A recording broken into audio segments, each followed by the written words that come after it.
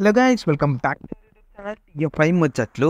Friends, ఈరోజు అయితే మనం దేవర పార్ట్ 1 ట్రైలర్ రియాక్షన్స్ గురించి అయితే మాట్లాడుకుందాం.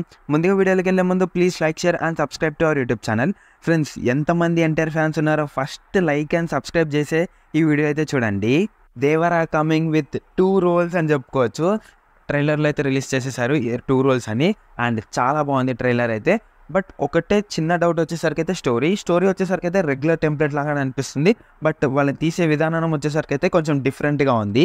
అండ్ ఇది కాన్సెప్ట్ కూడా అయితే లీక్ అయిపోయింది అనమాట. అంటే ప్లాట్ లైన్ లాగా చెప్పుకోవచ్చు. ప్లాట్ లైన్ వచ్చేసరికి అయితే సింపుల్. దేవర వచ్చేసరికి అయితే వెరీ పవర్ఫుల్ మ్యాన్ అని చెప్పుకోవచ్చు. అండ్ వాళ్ళ కొడుకు వచ్చేసరికి అయితే ఇంకో దేవర అనమాట. తినకు మాత్రం ఫుల్లీ సైలెంట్ ఉంటాడు. అది ఆల్రెడీ ట్రైలర్లో చూపించారు. దేవర వచ్చేసరికి అయితే ఎస్పెషల్లీ ఒక కంటైనర్స్ని దొంగలించడం ఇలానే ఉంటుంది అనుకుంటున్నాను నేను స్టోరీలో. సో చూడాలి ఎలా అంటే ఇంట్రెస్టింగ్ ప్లాట్ లైన్స్తో వస్తారో. ఫైర్ సాంగ్ వచ్చేసరికి అయితే వాళ్ళ నాన్నకైతే డిటెక్ట్ చేసేసారనమాట, like Devara. And Chuttamalle song వచ్చేసరికి అయితే వాళ్ళ కొడుకుకి. రణబీర్ కపూర్ కూడా ఒక మంచిగా యాక్టింగ్ చేసినట్టయితే అనిపిస్తుంది. తన రోల్ కూడా చాలా యూనిక్గా ఉంటుందేమో, చూడాలి ఎలా ఉంటుందో. అనిరుద్ మ్యూజిక్ ఇస్తుందంటే ఆఫ్కోర్స్ మనం బీజిఎం గురించి అయితే మాట్లాడుకోవాలి.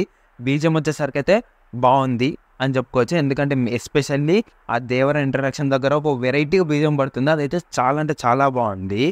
బీజిఎంకి అయితే వేలు పెట్టాల్సిన పని ఏం లేదు, బాగుంది. అండ్ సినిమా మొత్తంలో ఎలాంటి బీజిఎం ఇస్తాడైతే ఈగర్లీ ఎక్సైటింగ్.